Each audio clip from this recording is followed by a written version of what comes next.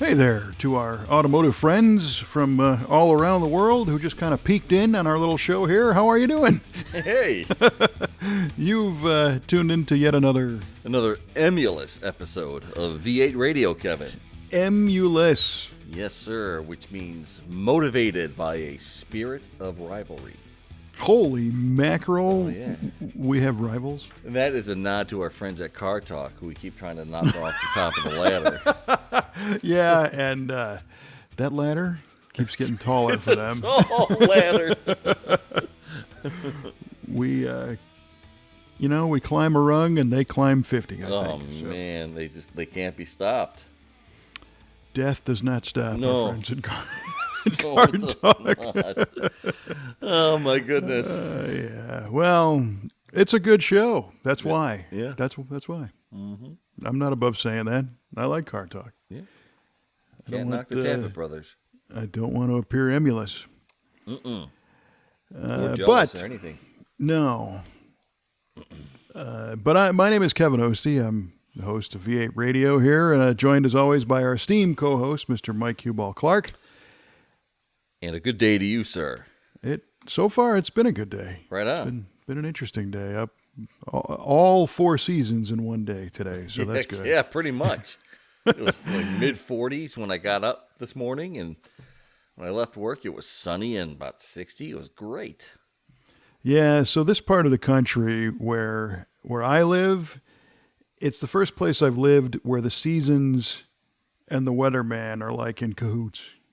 Oh, yeah. Because it's like first day of fall, bam, it cools off like 15 degrees, like Right. that day. I've never experienced that before. It's kind of interesting. I mean, for as much griping as I do about hating cold weather, and I really don't like it really, really cold, but I do like seeing the seasons, and I do like when you get that initial cool off, and that especially that initial warm up after spring. But fall is really nice. Yeah, I mean, I think a week ago it was like 81 degrees at 9 p.m. Oh yeah, well, and then this week happens, and now it's like you're saying 50. yeah. Just this past Sunday, I was at the GTOAA car show in Pontiac, Illinois, with my GTO, of course. How about that? And it was really hot and really sunny, and it was a very hot summer day. And Monday, boom, it's cool. Yeah, well, fall happened. It did. It fell. It fell. You know what else falls around here? Ooh. Trivia questions. Falling out of the sky. Right. Are you ready to fall over one? Yeah, I'm ready. I'll trip all over the place first, though. All right, but here we go. All right, Kev. Mm-hmm. What pair of brothers are credited with producing the first American gasoline-powered automobile? Ooh. And if you want a bonus, you can tell me the year as well. Okay. The first brothers. So, if you've not yet experienced the show, we throw out these trivia questions in the beginning and we make you sit through the whole thing and answer them at the end, oftentimes incorrectly, which is what I feel is going to happen on my part this time. I think there's an obvious guess, but I don't know that it's right. But I don't know what the alternative is at the moment. So I'm going to... What was the question? I know the two brothers part. What pair of brothers are credited with producing the first American gasoline-powered automobile? And bonus is... The year. The year. Well, so Ford was... What, 1902 with the quadricycle, or 1900, something like that. So it's before Henry, if it's the first, because he wasn't. Unless, is the question, the first pair of brothers to produce not the first automobile, it's the first pair of brothers. No, they produced the first American gasoline-powered automobile. It just happened to be a pair of brothers, yes. All right. I was going to say, because the first redhead to drive a Corvette over 150 miles an hour was who? Again, the first pair of brothers. No. All right. Well, to not drag this out forever, the brothers that are popping into my mind are the Dodge brothers, How did I know you were going to say that? which is why I'm thinking that that's not right. Because I think that's the obvious go-to answer. Is you think early American automobile makers that are brothers, it's got to be the Dodge boys. It's probably not right. I'm gonna. If I accurately say that I'm not right, is that right? You are right about being wrong. We'll say Yeah. that. How about that? And I'm gonna because they were later. They were in the teens and 20s, right? So I don't know. Were they? they were, yeah. Okay. I somewhere I know this, but right now I don't, and I'm fine with that. So just for the bonus, maybe I get a half a point. I'm going to say it's 1897. All right. 1897. Is that your final answer? Yeah, because I think the Germans are credited with like. Well, you first. had Benz, right? Yeah, Or Daimler. Daimler, Gottlieb Daimler. Gottlieb Daimler in 18. It was like 86 1880 or something. something. Yeah. And then we were on the American side a little bit behind that, but there you go. All right, turning the page. Okay, guess what? You get to spin the wheel of trivia once again. Trivia. Yeah. How many? We have two left, right? No. Oh, you filled it back up? Yeah, a few have been snuck in there, but Okay. I don't really know the number because I don't. So you pick a number and I'll tell you what the question is here. Number 1. Oh, congratulations. You're going to be really upset. No, I like this question a lot. What was the fastest American production car in 1979? Ooh, that is a cool question. Yeah. Fastest Yeah. American production car in 1979. Or I guess you might even be able to expand that to. Well, I don't want to give this away. Well, here I'm gonna ask you a qualifying question. Go for it. Was it a proper car or was it a pickup truck? Maybe. Someone doesn't want to say, which makes me want to believe it was the Dodge Little Red Express pickup. Wow, what's that? That was a product of course, the Chrysler Corporation. It was a half-ton pickup that was outfitted with I believe, a 360, and it was customized. Had vertical exhaust stacks. And I think it was the fastest production vehicle at 79. Very interesting. Well, it was a product of the Dodge brothers, so I'll give you that much. I know. I'll give you that much. So your final answer, the Dodge Little Red Express truck. Yes. All right. Duly noted. Right on. All right. So it's been a busy end of the summer, as a matter of fact, to use the proper terminology now that we're in the fall. Past couple of weeks. It has been summer of Kevin. Well, but you alluded that you took your GTO out to the pilgrimage to the fine city of Pontiac, Illinois. I did. I'm really fortunate that Pontiac, Illinois is about an hour from my house. And I just happened to see that they had the GTOAA show in Pontiac that weekend. I couldn't go Saturday, but Sunday rolled around, and I said, you know what? It's time to go participate in something. So right on. Car was running great. We were speaking last time about the GTO. It was making a noise. I don't know if we were talking about this on air or not, but it was making a weird noise, kind of a mechanical clanging noise when the engine would labor a bit.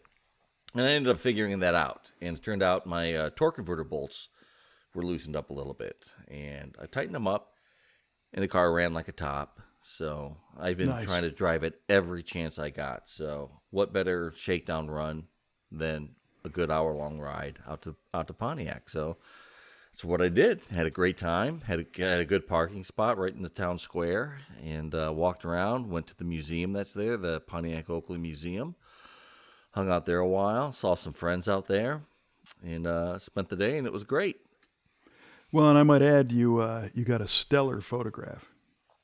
Oh yeah, I did. There's a Route 66 museum, because the classic historical Route 66 runs right through Pontiac, and they have a lot of museums in that town, which is amazing for the small town it is. But they have a Route 66 museum, and behind it is a colossal mural of Route 66, and they have it set up to where you can drive your car right in front of that and get a great picture of your car right in front of that mural.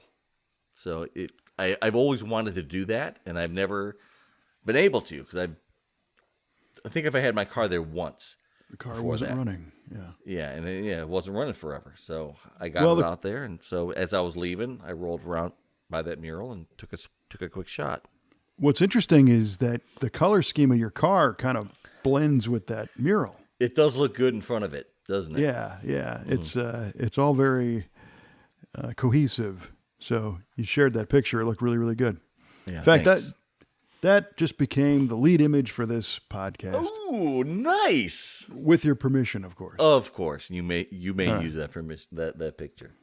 Great. So if you are listening to this on one of the podcast aggregators that shows you the album cover, that's the picture. Nice. Appreciate that. Thank you very much. No. Thank you. Absolutely. Make my job a little bit easier this time. Right on. So Pontiac, Illinois has got nothing to do with the Pontiac Motor Company or where the cars were produced, because those were all in Michigan. And they weren't even in Pontiac, Michigan either. They were in Detroit. Right. That's correct. Yeah.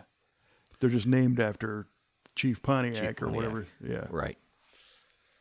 Yeah, but the gentleman who started the museum, Tim Dye, was from Oklahoma, and he wanted to start a museum and was trying to find. He wanted to start it in Pontiac, Michigan, but Pontiac, Michigan is probably not the best place to do that anymore, unfortunately. So we found. Well, when did he start this museum? 10 years ago. Yeah, it hasn't been around that long. No, not that long. So he found a great spot in Pontiac, Illinois, and the mayor was very accommodating. And he found a really great spot in downtown Pontiac. And he said the museum is amazing. There is, if you haven't gone there, and if you're a Pontiac guy, you should really make it a point to go out there. They have a great and unbelievable library there of all kinds of great information. I mean, there's dioramas of cars. Right, there was like a '79 Phoenix hatchback with the tent option. Oh yeah, in there, right, and there was like a mock campground set up around it. I remember seeing that. So the car was there. The cars, yeah, they have about 4 or 5 cars inside the museum there, just set up in different poses, if you will. And so I remember seeing that Phoenix with the tent option. Yeah. I think the very first new car show I ever went to was the '79 Chicago Auto Show. Is that right? Yeah. And I think my neighbor took me. The neighbor kid and his dad, we all went together.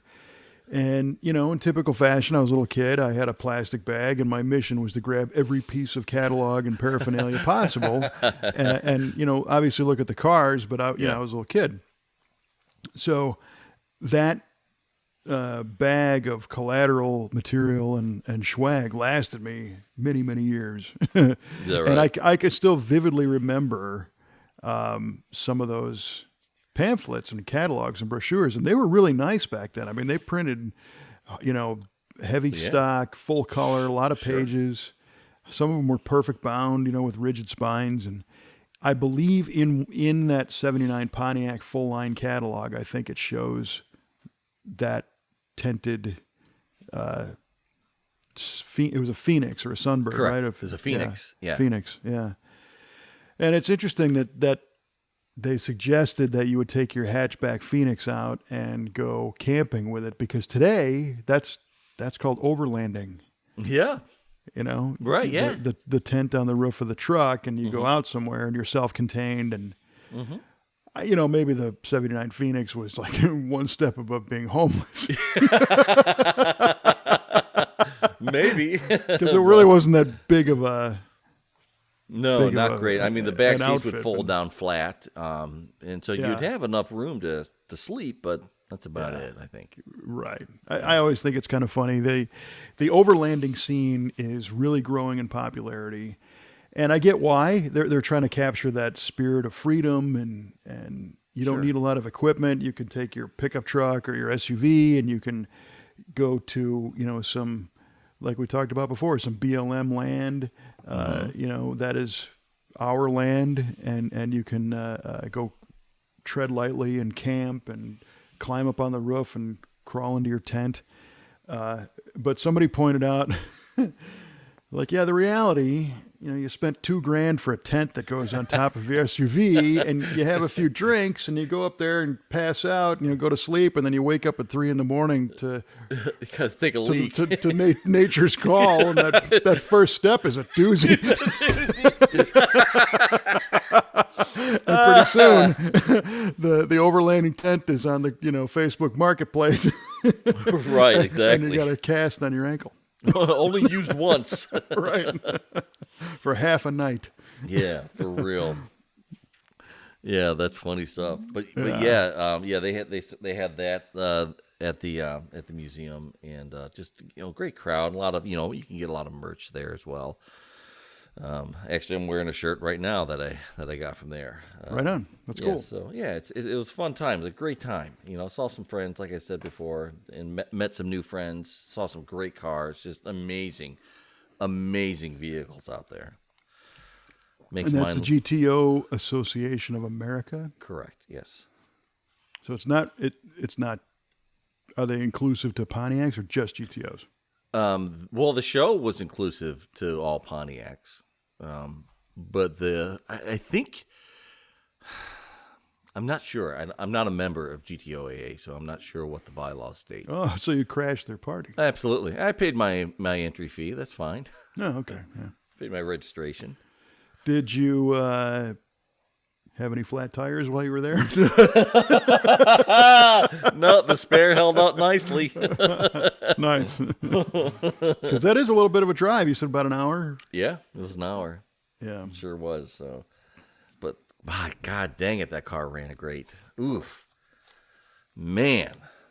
That's great to hear. I still need some tuning, but I got some little bit of the detonation under high load at like 70 miles an hour. If I floor it in third gear, you can hear a little detonation coming out of there. So, But just part throttle cruise. yeah, it does part throttle not. cruise is great. Yeah. Yeah. That's cool. Mm-hmm. That's what it's for, man. That is what it's for. So I'm having a good time with it. So Yeah, good. Yeah, that's a neat little town. I've driven through there. Even when there's nothing going on, there's murals all over town and oh yeah, statues and artwork. And yeah, it's a beautiful town. yeah. And you were, I had asked you before, but you didn't get there. You were one exit north of my favorite gas station of all time, Wally's. Wally's. Right. I totally. I wish I would have thought of it. I would have stopped there for you. And I think we talked about Wally's on this podcast before, didn't we? The time when all, like, our crew guys and a customer all pulled in at the same time. Yes. Yes. Yeah. Yeah. So my latest thing with Wally's is it's a gas station with a theme, for those who don't know what's going on. And the theme is 80s road trip nostalgia. And one indicator that you're getting old is when they're targeting your youth age with nostalgia, right? You know, nostalgia used to be in the 50s, and now it's like, Yeah. oh, yeah, I remember that. I had one of those, you know, whatever. And they did a really nice job. There's like 100 gas pumps. I mean, for real, like Wow. 100. And there's EV charging stations. They don't allow trucks. You're not really supposed to have a semi there. So, Really? Yeah. So it's very easy to get in and out of. It's family friendly. They have amenities inside like giant soda machines and a sandwich shop and popcorn and a whole wall of jerky, and a Winnebago Brave is inside as part of a Really? display. Yeah, the Oh whole camper. man, It's cool, and they sell I Wally love it. swag and all that stuff. But I use Spotify, the music streaming service, and Spotify has a Wally's playlist. Really? Yes. It's great. I don't even know how I came across it, but the playlist is called Wally's Mellow Gold, Oh yes. and it's in the same. It's like a takeoff of the logo of the old Meadow Gold ice cream Okay. from the '80s.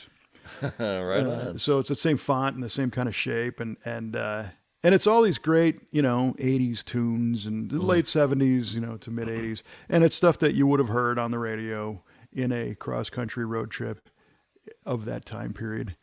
And I was like, wow, that is some good engagement. That's making me see that Wally's name like right now almost every day of the week. Nice. And there's only one Wally's gas station, and it's 200 miles from where I live. Oh man. But they're building another one though, right? They are, and I saw it. It's 25 minutes from here, half an hour from here. Oh, fantastic.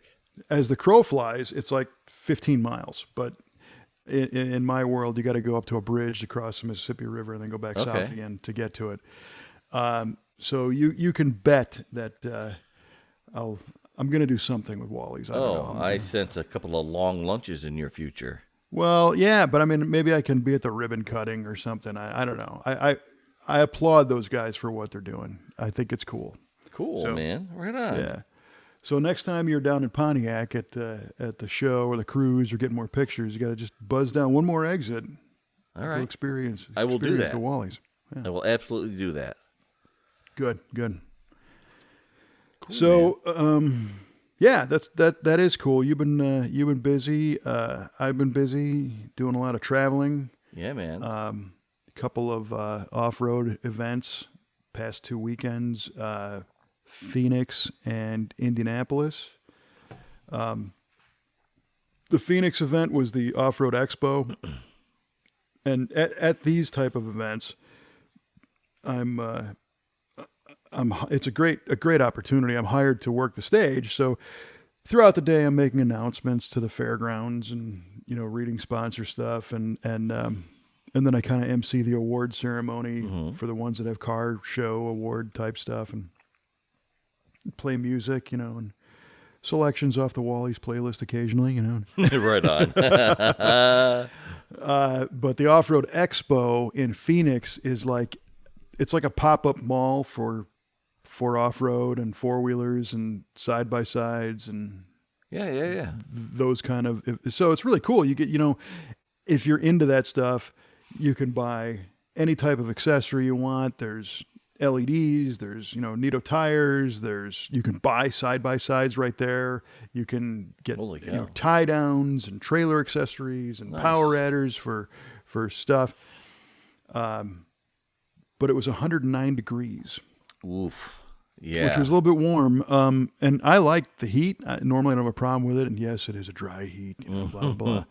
But what I learned is being out in it all day, it kind of... That'll drain you. Yeah. Yeah, that's the best word, man. Yeah. Because I was about 2.5 feet shorter when I left at the end of the day. and the craziest thing happened. I mean, and I had a cush gig, man. I had shade. I had a stage with shade, and I had a fan, and they brought me a cooler with never-ending supply of water and Gatorade. Oh, that's good. The event. These two are owned by the Bonnier Corporation, and they're great people to work for because they're considerate of all that stuff, and there's some very nice people Good. that help out. Good. They take good care of me. But I actually had to turn the fan away later in the day because it was like a hairdryer blowing on me. It was hot believe it. air. It was nuts. And the venue was the Phoenix Raceway, the Phoenix Speedway, I guess, which is a NASCAR track. Amazing facility. And in the infield, if you will, is pavement, and that's where all the exhibitors were. So my backdrop was all of the grandstands of the NASCAR stadium, Mm-hmm. and it was just it was a neat deal. So that was a 2-day gig. My mom lives in Scottsdale, so Mm-hmm. I got to spend some time there. And after the second day, I promptly went to her house and right into the pool. Nice. Hi, Mom. I'll be in the pool. That's it. I think I sizzled as I went in. A little steam Yeah, you could hear on the it. way up. But That's then cool. last weekend was the Wheel Jamboree. So the 40th annual O'Reilly Auto Parts Fall 4-Wheel Jamboree in Indianapolis. And that was another great show. That's far more of a participation show than an expo where you buy stuff. Uh-huh. Although they had a whole slew of vendors there on site. But this is people that come out for the whole weekend, and kind of like what you experienced in Pontiac, Illinois, except this is 4-wheel drives and trucks and Jeeps, and Sure. the kind of the highlights of the Indy event is a giant cruise route that goes throughout the whole Indiana State Fairgrounds. Oh, killer. So, and it's still okay to pile your friends in the bed of the truck Nice. and go do some laps. And people do that all weekend long. And some clubs came out. One is the Sky High Riders. These dudes came from Pennsylvania, I believe, and they brought trucks you could walk under. Really? It's like, Holy cow. oh yeah, just giant 4-wheel drive. And it's funny to see. In my world, it's mostly, muscle cars, pro touring cars, classics, and certain cars become hot and then they cool off and whatnot. I'll tell you right now, in both the street world and the 4-wheel drive world, square body Chevy pickup trucks are on fire everywhere. Yes. Yes. I was and there was- watching the Meekum show, just a quick little tangent. I was watching Yeah. Meekum in Dallas, and it seemed like every other vehicle crossing the block was a square body. Yeah. It was cool. amazing. Yeah. What were they pulling good money? Yeah, they were. They were pulling real good money. Yeah, like a decent square body pulling 30, 35. Yeah. Yeah. Who'd have thought? Yes. My father drove an 83 Chevy Silverado, long bed, cream with red color.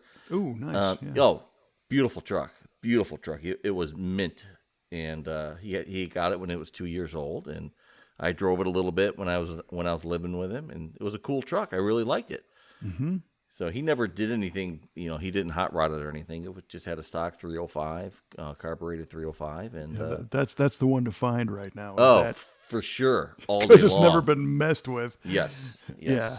Well, once again, falls right into that Wally's targeted nostalgia. Mm-hmm. Those 80s trucks, Yep. guys Sure like you and I that grew up around them things. At one point, I counted a train of, I think, 14 square bodies in a row. Wow. And I think most of these people knew each other, or at least they did by the end of the weekend. And they were cruising, and it was like, one on like 35s and lifted a little bit, and two bumpers and whatnot, and then the next one is completely skyjacked on giant tires and the dual roll bars and tilt front end and the whole thing, Right. and everything in between, except everything is 4-wheel drive there, so it's not Right. what we see in our shop are the street versions that are lowered and LS swapped and Right. that whole scene. And that truck, you can put it in any style, and it's cool. Yes. I could not agree more. Yeah. It's a classic design. It doesn't age. It always holds up. Yeah. And so that was really cool to see. And then like the 70s, the Ford pickups, they've got the bump sides and the dent sides, Yeah. depending on, on the years. Guys are doing some really cool things with some of the I think they call them the Super Cruise. It was like the four-door full size F-250s from 77, 78. It's an aggressive looking truck, it's not quite as square as the Chevrolet on the whole thing, but the windshield's got kind of an interesting cut to the glass and the grill, and a lot of them had kind of that third little window on the side, so you had it was like an extended cab with like almost like an opera window kind of thing. Oh, okay. Do you Sure. remember those? You don't see them because those trucks around here rusted away in 2 years. Yes. I don't know what it was, but they had a rust problem. But to see them there, on these Terra tires and guys cruising around them, it was really nice. And what I really enjoy about that event is the attitude of the participants. I mean, they're just there to have a good time. Right on. Well, yeah, we're all there to have a good time. Well, you would think. Yeah, true. I mean, that's the goal, but I didn't have, and I can't tell you how many people were there. There was thousands and thousands of people there. But typically at an event like that, because I'm on stage and I have a microphone, I'm kind of the face of the event, if you will. So people think I know something. And they're sorely mistaken. Silly mortals. Yeah, right. Foolish mortals. Yeah. So, people typically will come up and they ask for everything from, where's the bathroom, or my buddy can't get in because he lost his registration, or they'll complain, Right. somebody took my spot, or we need more vendors, or whatever. And, again, Bonnier, the event corporation, has been listening to all those complaints over the past couple of years and making changes and improvements every time. I think I only had 3 complaints the whole weekend. Oh, cool. It was amazing. That's huge. Which was great, because they're making the changes that the people want to see, and they're happy. One guy couldn't find the ATM, a simple thing, Yeah. And they do this deal with reserved spaces, and it was very controversial. And we might have talked about this at the Street Machine Nationals, because they do it there too, at DuQuoin and in St. Paul. And the theory is that those are national events, and people come maybe from several states away. Sure. And typically you get in line and you wait until the gates open, and then it's race to wherever your spot is that you might have been going to every year, and kind of claim your turf. Well, in order to do that, a lot of times these people got to take a day off of work just to get the spot. Yeah. And put their lawn chairs up, and they put caution tape and, whatever. Yeah. So Bonnier said, well, tell you what, for $20, we'll hold that spot. Buy it in advance, pick it in advance, save the day off of work. You're paying a little bit for the service, but you're getting a lot for that money. I think. Sure. Yeah. And the first wave of this caused this full-on storm of pitchforks and torches. How dare you? Well, because social media has this wonderful way of distorting the message. No, and people thought exaggerating, Kevin. Yeah, you think? People were suggesting that you had to pay to go to the show, and then you had to pay again to get just to get in. So they're like, you're charging me to register, and then you're charging me again for a spot. You guys suck. Well, that would suck, but that's not what's happening. Right. And once they went through it, yes, there was some logistical challenges, like, hey, I bought this spot, and now this dude's in it, right? So what do we do? And, people just didn't understand or whatever. But they did a whole season, mostly last year, of going through that. And this year, I didn't hear really any complaints about it. And people are getting it. They're like, hey, I'm getting my $20 because that's mine, and it's going to be mine forever. Yes. I own that spot. And if they don't want to be there, the company gives them first right of refusal. They'll let them know, hey, we know you bought the spot last year. If you don't want it, you have until, for example, May 1st to register. Okay. If you don't register by May 1st, the next guy is going to get it. That's huge. It is.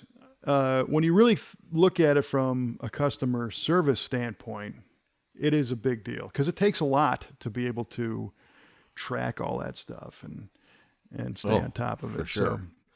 For sure.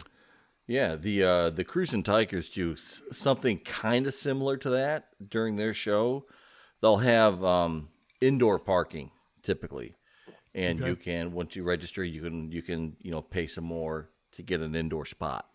There you go. But the spots themselves aren't reserved, but just the fact you could be indoors with your car. Gotcha. All weekend if you wanted to. You want to pay like an extra, I think it's like $100 or something. Oh, yeah. Yeah. It's a good amount. But their show's in the summertime, and it's probably pretty nice to have that indoor. It's great. Oh, yeah. Yeah. Especially, and the weather can be unpredictable. It might rain, and maybe you have, a Concours Gold winning car that you don't want to see get wet. So yeah, if you got a '69 Trans Am convertible, the $100 don't matter. Yeah, it's small, a pittance to pay. Yeah. Right.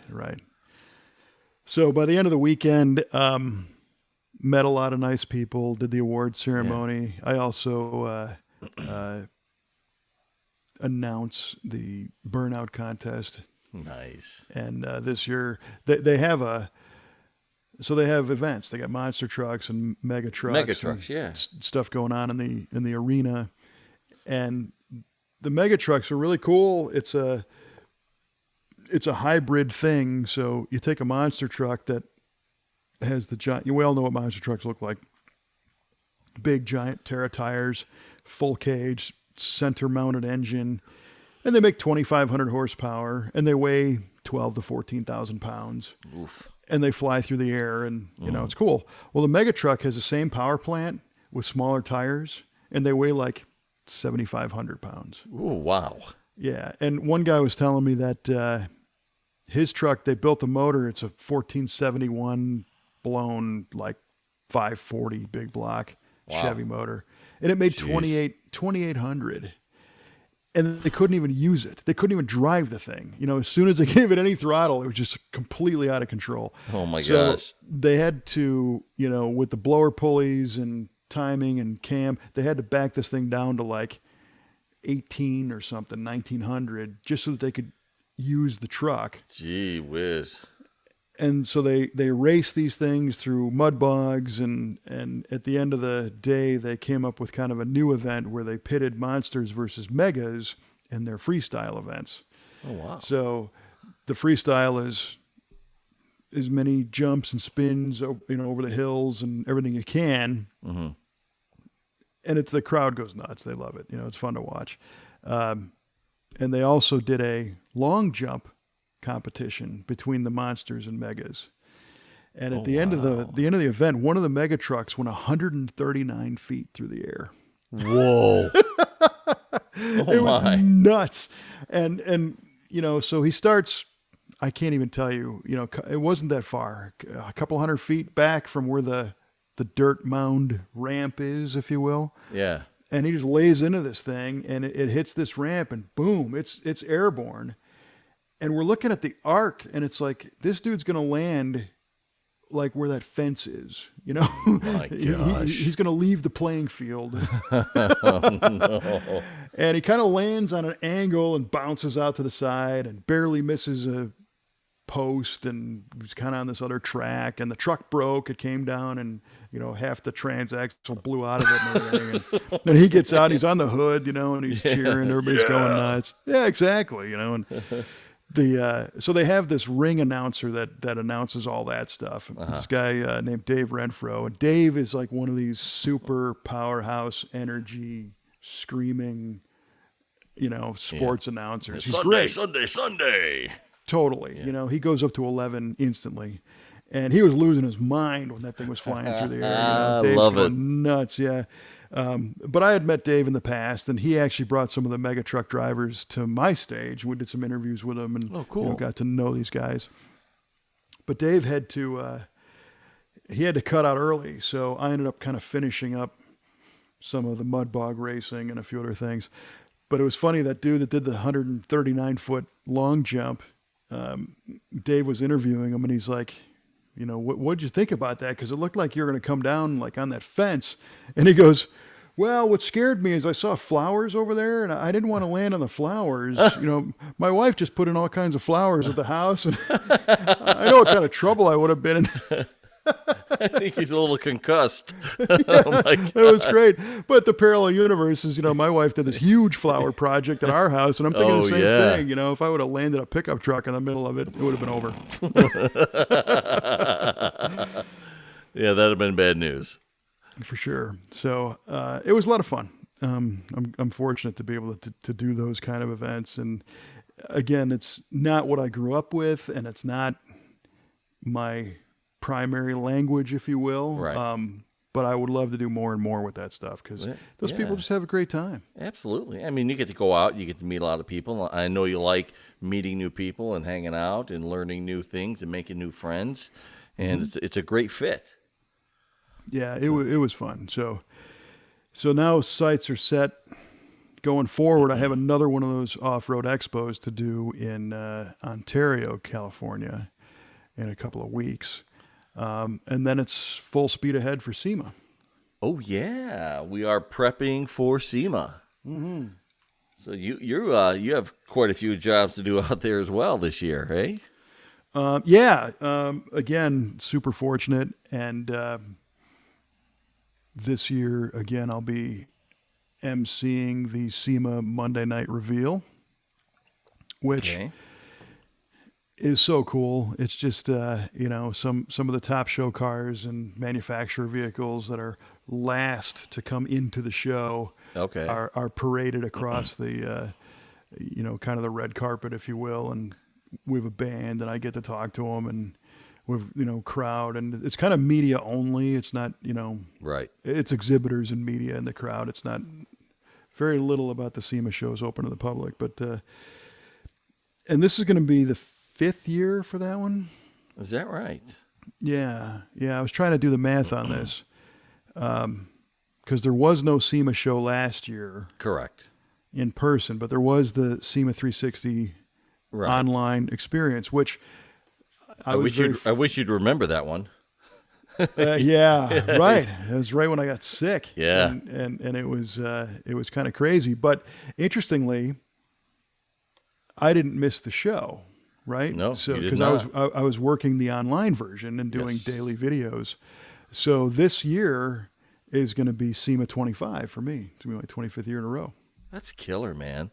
25 years. I know. It goes by fast. It does. It does. But 5 for the reveal, and it, sometimes, and you and I were texting earlier this week about just the good fortune and happenstance of how our business kind of came to be, and the story. A lot of times I tell these stories and it sounds like I'm full of crap, even as I'm telling them, like, really, this is real, but it is. That SEMA reveal event, I'm the only guy that's ever done it. No kidding. Yeah. Wow. Peter McGillivray, when he was at SEMA, kind of conceived this thing, and he's like, you handle this, do it. Right.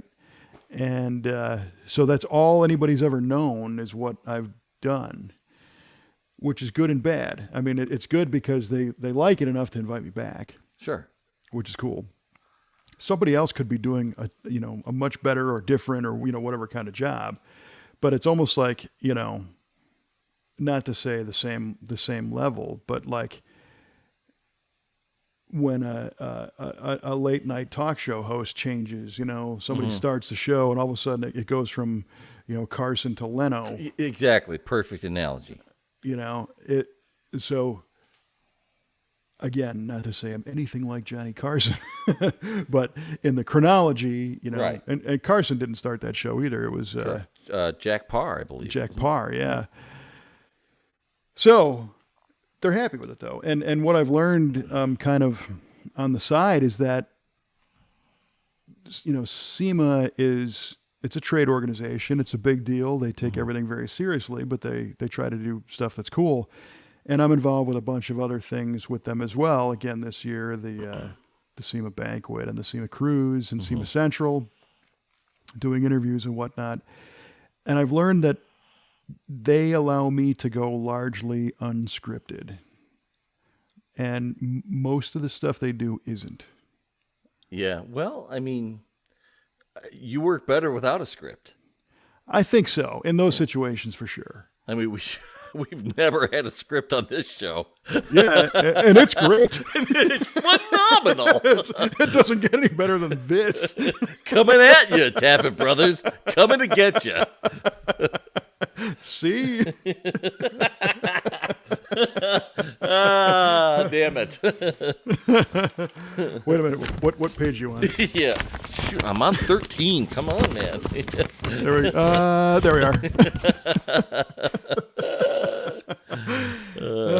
Brilliant. Yeah. And really, the unscripted stuff like the SEMA reveal and SEMA Central, it's all about the guest and the person who built the car. Right. So it's not like, that's why I'm there, is to find out from them so they can tell their story. And, it's definitely not about me in any way. So I guess that's how it can be unscripted. But things like the SEMA banquet and the new products breakfast, those are teleprompter down to the word. But I'm writing those this year too. So that's right on. That's also a tremendous honor and pretty cool. That is pretty cool. So looking forward to all that again. I got to get out to another SEMA show here soon. You do? I do. Maybe next year. Well, but I will, if I may, take a moment to vent. Please. Because last year, like we said, there was no in-person show. Most events got canned last year. We all know it. COVID wiped everything out. And this year, they're doing everything they can to go full steam ahead to put on the big show. Is it going to be the same? I don't know. There's a bunch of factors. There are people who are concerned with getting COVID-19 for their own safety, so they're hesitant about going. There are going to be limitations, whatever the state of Nevada and the Clarke County and the city of Las Vegas, whatever their limitations are, the show has to follow. It's kind of that simple. Sure. But right now, their attendance is like, they've got a lot of people signed up. They got a lot of companies. I mean, it's going to be a full show. But we're seeing pushback online. Again, the wonders of social media. There are people that are like, yeah, I'm not going this year. Forget it. If they make me wear a mask, I ain't going. Or I heard that they're going to be, checking for vaccination cards, and I'm not into that, so I ain't going, whatever. Okay. And I'm having a hard time with that because, to me, this is a place you go to make business connections and do business and find out about new stuff that you might be able to sell to your customers, or bring your own products to market, or meet with your whole team, or meet with other people in your supply chain and make deals, or just meet other people in the industry. And to complain about wearing I'd wear a dress if I had to. I don't care about a mask. Right on. There's just so much going on that it's like, that's a very, very small price to pay for that kind of access and that kind of environment in this industry, because it's unbelievable. I would agree with that. Yeah. So I feel that and I know we've seen it before, that there are people that go to this event that maybe are not as invested as I am or Kelly as business owners, that aren't trying to wring every opportunity out of it. There are people that work for other companies that, they got a 9-to-5 at a company that makes, whatever, shock absorbers, and their assignment next week is to go to this trade show. So they stand there and they look at their phone and they're looking down, and they're not engaging the people coming by, and they're not cutting deals, and they're not participating. Right. They're missing out. And I can see, how those people might say, oh, well, if I got to wear a mask, but they're not the ones that are getting the benefit out of this show. So if you find yourself saying, I'm not going because of a potential And that's a potential right now. I don't think there is a mask mandate as of today. There could be tomorrow. I don't know. But again, if that's your holdup, you're doing yourself and your business a disservice by letting a mask stand in your way. Yeah. Yeah, I couldn't agree more. It's such an important show for the automotive aftermarket, and there's so many great opportunities to be had, and so many potential business dealings that could come from it. That you owe it to yourself to put your personal feelings aside and press on. Right, and at the same time, I am all about everybody's got your rights, your personal freedoms, your opinions, all that for sure. But this week, this 4 days, it's pretty big. It's probably as, if not more important to your livelihood to go to that show and make something happen. Mm-hmm. And then the other 360 days a year, you can rally the government or protest or play along or whatever you want to do, But I really think that and it's kind of a letdown when I find out. You talk to people and they're like, "Oh yeah, I went to SEMA last year. Yeah, what happened? Oh, my feet hurt. Yeah, sure, you walked a lot. What else? Well, I saw that car. Okay, what did you get done? Well, my buddies and I, we went out every night and gambled, and it's like you missed the boat. Yeah, I mean, people have I'm just as guilty of this. I had the biggest misconception about what the SEMA show was for the longest time, because a lot of the media output you would get from that was, look at this build I'm making for SEMA, or check out these cars that are at the SEMA show. And there's very little mention of the fact that it's in fact a trade show, and it's not a car show. I mean, the car shows are a good ancillary benefit of the whole thing, but that's really a place to network and meet people and maybe find new vendors, or or get hired by someone because you're a vendor, so to show your wares off. So that's the core business. It's not a car show; it's a trade show. Right. It's a B2B event. And what's so remarkable about it, so rather than, me expound on the negatives of people that don't get it, here's how to get it, right? Here's how to take advantage of this show. If you go there ahead of time, make sure that you put together a little bit of a plan of some people and companies that you would like to chat with. And even if you're not sure why you want to chat with them, but if you are in a business that makes, I don't know, fasteners, right?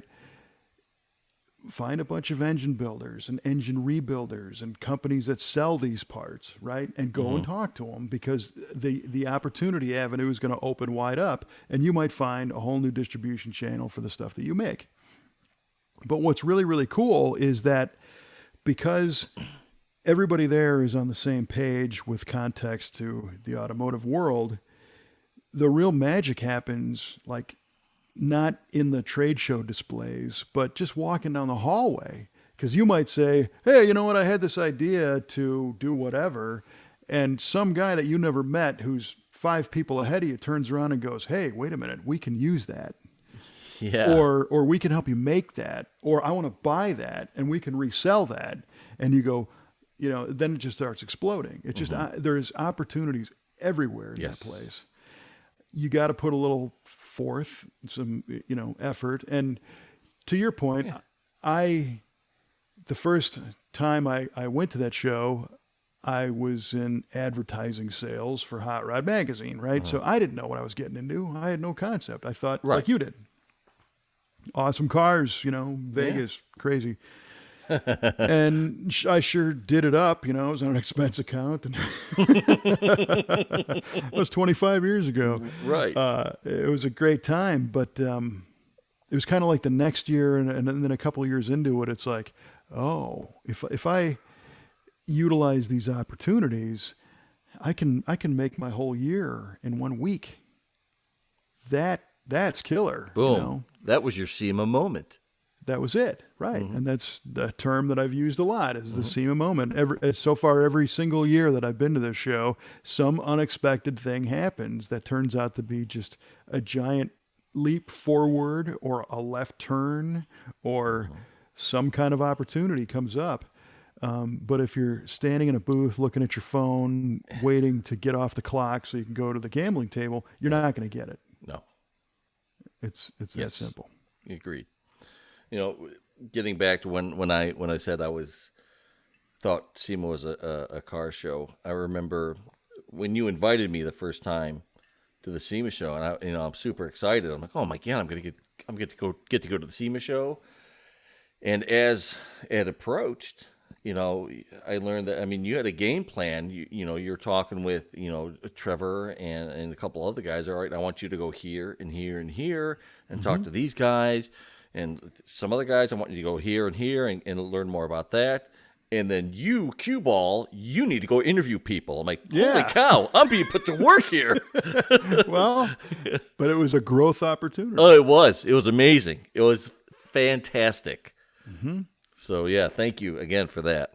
Oh, no, it was my pleasure, and by doing that, it's a different, it's not daily life, it's people that are receptive to all that stuff too. So somebody can walk up to anybody that they've never met before and say, "Hey, can I do an interview about your product?" And sure, absolutely, yeah. They're in the moment. They want to do that, as opposed to if you showed up at their warehouse in Tulsa and said, "Hey, I want to do an interview." Like, no, I gotta load this truck, or I gotta design my new catalog or whatever I'm doing.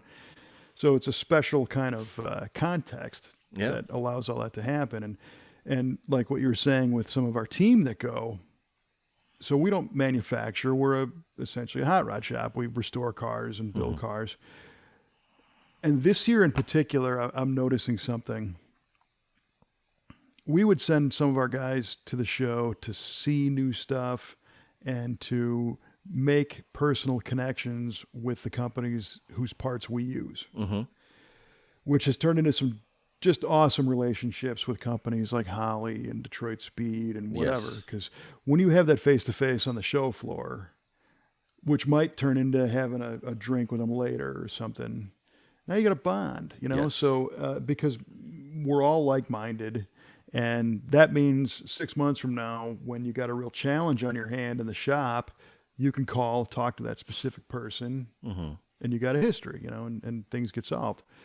But what I'm noticing is that, print magazines are nowhere near as prevalent as they once were, Right. They've evolved to digital and to online, which is a different format. The information's there, but it's not like a catalog, it's not page after page. It's far too easy to go down a rabbit hole of clicking and going somewhere else and whatever. So there's that. And you don't have like the buyer's guides, right? Where you used to be like, this issue of CarCraft is all about carburetors, and you'd get, stories on 15 different carburetors that they compare and, I remember those. Yeah. Right. Well, you can't really find those online that are of the same quality, I'll guess, because today anybody, you and I could have published 15 carburetor stories in the time we've been talking tonight. Right. But what the hell do we know, So Exactly. how do you trust the source? And the print magazines always had some credibility. So there's a little bit of a hole, and I find myself looking for that information. So a guy calls the other day saying, "Hey, I want to build a Pro Touring C10 pickup truck, like a 71 or 67 or something." Great. Yeah, I want to put a chassis under it. Awesome. Which one should I use? Oh, well, you got Roadster Shop, you got Morrison, you got Scott's Hot Rod Shop, you got Heights, you got Schwartz. TCI, you got Schwartz, you got all these. What's the difference between them all? That's a great question. If I could flip open my guide with a grid that showed this one uses this spindle and this one's got this suspension geometry and this one's got this type of tubing and whatever, that could be easily answered. And that's what a lot of these publications used to do. And because the editorial is not presented the same way as much, you'll see these guys every once in a while, but not kind of as prevalent. That info is a little bit harder to obtain. And then COVID happened. And then there was no SEMA show last year. Nope. And there was SEMA 360, which allowed companies to kind of bring some stuff out, but it didn't have the same, obviously it wasn't the same as being at the show. Correct. So where this is all going is the value of just seeing what's new that you can offer a customer, or as a builder you can buy and use. And my wheels are turning to figure out a way to do a nicely done kind of unbiased web series of guides, like that. And the motivation comes from anytime somebody says, well, what's the difference between, if they ask you that, it needs a guide. What's the difference between Phi-Tech fuel injection and a Holly Sniper? Boom. What's the difference between an LS3 and an LT1? Bam. Right. What's the difference between these 4-piston Willwoods and a 6-piston Bear Brake? Yeah. Oh my gosh. And the people that would benefit from all that, and again, I'm sure on the internet that's there. It exists somewhere. But it's not presented in almost like a catalog type presentation. So one of the things that I'm going to try and do this year at SEMA is, first, between our team and myself, try to learn as much as we can about what some of this new stuff is, because believe it or not, Chevrolet's highest horsepower, most advanced available V8 engine has already been discontinued. The LT5 is now history. Really? Yes. It was a 1-year production Corvette kind of last hurrah for the C7. And it was a great crate motor, 775 horsepower, whatever the heck it was. But it's done. You can't buy one now. So that's like the new stuff in my mind, and now it's already done. LS motors have been out of production for a few years now. It's all LTs. Yeah. So we need to talk to some people and find out, well, what's available for these things, and who's making what. And there is no central resource to just find out who's making what. That's interesting. What engine is in the Corvette now? Is there an LT6? There's the LT1s, and the LT4 supercharged engine is still out in the ZL1 Camaro, and it's also found in a Cadillac platform. Okay. Like we talked about before, which was the Blackwing, which got canceled, yeah. And now they're putting LT4s in them. Okay. And then Camaros have, some LT variants, but the LT5 is no longer. So they're lesser horsepower versions. Interesting. Yeah, and so I found myself trying to play a mix and match game. We have a potential customer in Germany, actually, who is looking for a Camaro, a second-gen Camaro. And he's like, okay, so I'm thinking 800 horsepower, and I want it automatic. Okay. So we're talking a supercharged application with an automatic, Great, let's look at what we can do. So I go out in the shop, and I look around, and I see we've got an LS3 with an Edelbrock supercharger on it, and it's a Comp Cam's cam kit. Okay. And it's capable of making 800 with the right pulley, and perfect. Well, there's your motor. Because you can get LS3s from GM new still, no problem. Okay. In the performance parts division. So, okay, he wants an automatic transmission. Well, which one? Well, he wanted the 8-speed. Okay, so it's the 6 or the 8L90E transmission. Okay. And GM was doing a Connect and Cruise package, but the 8L90 is not designed to work with an LS. It's designed to work with an LT. Okay, well, those are similar engines. What's the difference? Well, talking to Trevor and doing a little research, we find out that the bolt patterns are slightly different on the For the bell housing? Yeah, it will attach, but they moved a few holes because of the LT, because of the fuel system. So you're technically, you'd be missing 2 bolts. Well, that ain't good. No, not with 800 horsepower. Right. Yeah. So, okay, well, it's really designed for the LT. Well, why don't we do an LT? Okay, let's do an LT motor. We do a supercharged LT. Let's do 775 in the LT5. That's pretty close. We could put a pulley on it and a little bit of a tune. It could be right there. I'm sorry, that's discontinued. All right, so then we go back to the LT4, which is still available, but it's 630 horsepower. Okay, so maybe we got to swap the supercharger, but we could put an 8-speed on it. And then we hear that the 8-speed's been having some problems.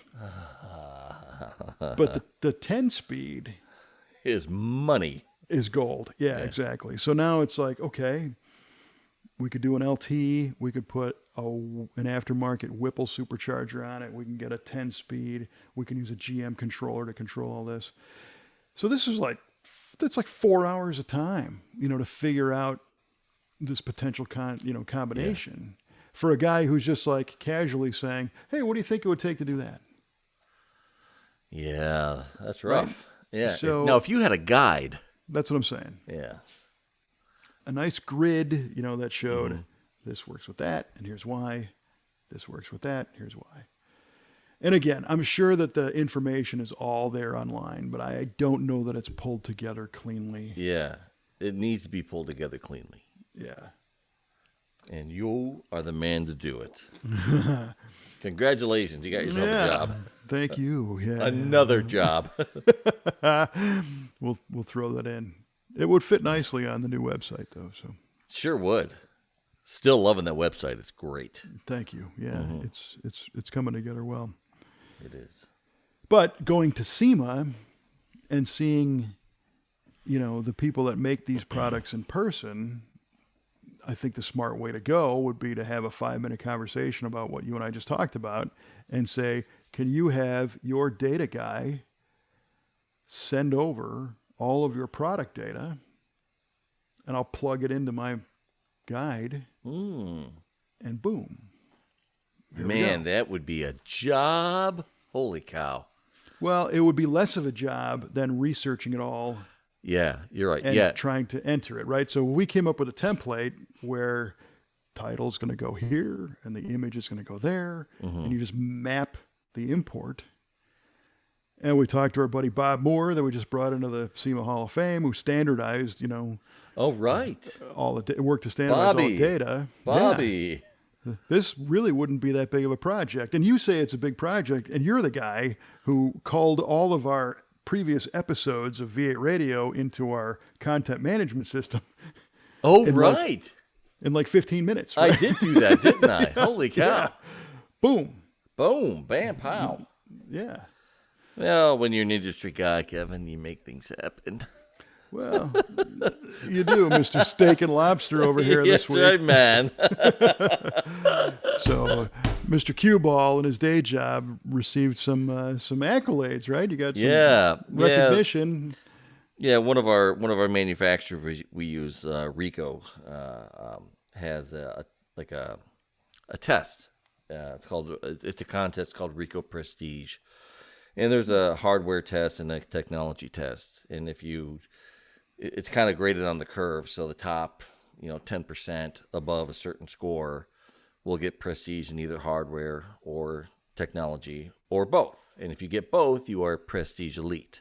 Nice. And your boy is prestige elite. Right on. So all of us guys that got to go out to a local Japanese steakhouse called Benihana, and we had filet and lobster tails, and it was ridiculously good. It looked like it in the picture. Oh man, I'm still thinking about that filet. Yeah, it was phenomenal. Well, so that now you're prestige elite in an actual almost title, and not just Prestige Elite as you walk down the street amongst the rest of the plebes. Yeah, that's right. Bow peasant. Right. So good for you. You've been justified. Yeah, that was good stuff. That is really cool. And that's a nationwide thing too. All the Rico dealers across the country participate in that. In our dealer, we had 8 guys that qualified for Prestige Elite, which is unprecedented for any dealership. So it was pretty cool. Yeah. Mastering the craft to be able to provide that service. Yeah, it only took 25 years in the business to do it, but hey, I'm doing it. But you did it, right? You know, and that's the thing. So that's cool. Right on. So that's my 2 cents on how to be successful at the SEMA show. You know, put yourself out there and have a plan. Have a plan. Be open to things that you don't expect, but just do the work. You know, it's what works. And speaking of things that work, our trivia questions. I don't know how that. I don't know how that factors in, but let's work it out here. Yeah, there you go, right, man. All right, Kev. So I asked you what pair of brothers are credited with producing the first American gasoline-powered automobile. And, I feel kind of bad about the way I worded that question because I knew it was going to funnel you into the Dodge brothers. But it was like the Duesenberg twins or something. Right. Well, you're not far off. It was Frank and Charles Duryea. It was Duryea. Yeah. Damn it. You knew it too, didn't you? Yeah, 1893. 1893. That's right. I knew it. I have a book right in that cabinet right there. Oh, man. That shows that car, the 1893 Duryea, as the car of the year of 1893. And I've known about it since I was 6 years old. But here's the rub. I didn't know how to pronounce it.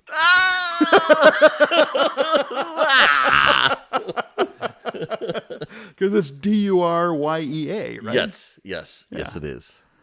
Okay, so I knew the car. I did not know they were brothers. Yep. Frank and Charles were brothers. So there you go. There you go.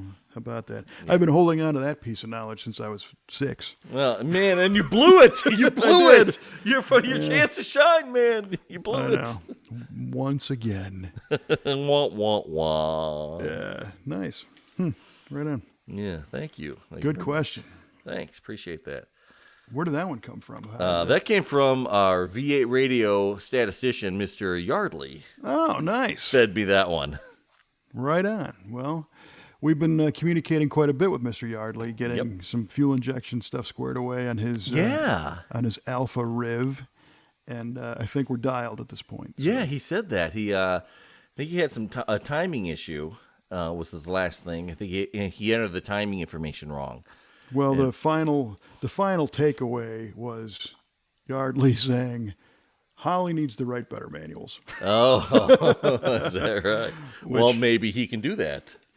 Yeah, he's an English major. Yeah, for sure. I think he has an opportunity there. See? Yeah. There you go. But he was saying that thing was running like a scalded dog. It's like I couldn't even put my foot all the way into it. It was just getting so sideways.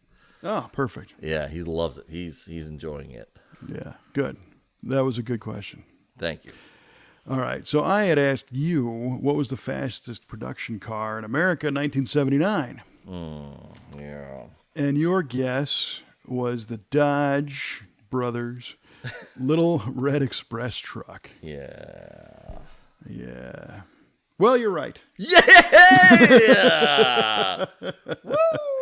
Yeah, for sure. And that's a crazy story of how that. Do you know the story about how that thing came to be? I may have heard it in the past, but I can't recall it. I'm drunk with victory right now. I can't think. Yeah. Well, just soak it up, Mr. Steak, Lobster, and Victory. Steak, Lobster, and Victory. That's my new motto now. That's your new license plate. SLV. So apparently, they, back in the late 70s is when emissions controls were, really coming in, catalytic converters, and performance just got choked out. But some guys at Chrysler found out that there was a little bit of a loophole, and light trucks were being exempt from the need to use catalytic converters if the gross vehicle weight rating was above 6,000 pounds, right? Yes. It's all coming back to me now. So what they did is they looked at what they had to offer, and it turns out the Dodge D series, that D150 step side, had a gross vehicle rating of 6,050 pounds. How about that? So all bets were off on emissions. So then they're like, well, heck, let's throw in the 360 Police Interceptor engine. They threw a 68 344 barrel cam, different valve springs. They put a big thermal quad carburetor on it, a police intake manifold. I mean, they basically took all the factory hot rod parts they had and threw it in this truck. And it still had kind of low compression because it was, 1979, but it made 225 to the wheels, right? That's pretty good for 79. Yeah. And being a pretty heavy vehicle, but it ran like a 1490, 15 flat, something like that at 79, where nothing else really came close to that. That's unbelievable. Yeah. A flipping truck. Right. And again, only because it was a loophole that they were smart enough to pick up on and give people what they wanted, Yeah, those are cool trucks. I really dig those a lot, especially the vertical stacks on those. They're great. Well, and I guess the year before that, you could also get the Plymouth Warlock, which was the black one. Remember those? No, I don't. So you had the Little Red Express truck and you had the Plymouth Warlock. But the Warlock, I believe, it came out the year before they figured out this loophole. So it doesn't have the performance of the Red Express. I gotcha. But it was basically a Trans Am SE color scheme on a pickup truck. So black and gold with the stripes and everything. Oh, wow. Yeah, those are cool. That is cool. I wonder if the EPA closed that loophole up for the 1980 model year after that. Well, interestingly, I think the loophole was still open, but the gas crisis kind of crunched them, and they canceled them in 1980. I just think they weren't selling, and that's part of why they're so rare today. Yeah. But whenever you see one, that's a legit hot rod, so to speak. It's not necessarily just red paint and gold stripes and stacks. Mm-hmm. Well, cool, man. Yeah, it was good cool. question. You got it though. Bam. Like nothing. Well played. The sun even shines on a dog's keister every once in a while, so what can I say? Wow. All right. Well, you could say that, I guess. It reminds me of a great line from MASH. I think it was Max Q. Klinger who was insulting somebody, and he said, "If my dog looked like you, I'd shave his rear end and teach him to walk backwards." So, absolutely. On that note, appreciate you hanging around for another episode of V8 Radio and all of its built-in tangents. If you dig the show, you can hit that subscribe button. I've learned that the Facebook platform is now going to be streaming podcasts directly from the Facebook page. Oh, really? So maybe by the time this episode is out, or definitely the next one, we'll have that functionality as well, which is pretty cool. Yeah. In addition to all the rest, I'm really digging Spotify, like I was saying before. You can stream it there or through any other number of podcast aggregators. Right on. Yeah. All right, man. Well, we covered a lot of ground. We did. Good show. Absolutely. And there's a lot more to come on future episodes. So until then, I'm Kevin Oeste for Mike Q-Ball Clarke saying, steak, lobster, and victory. That's it.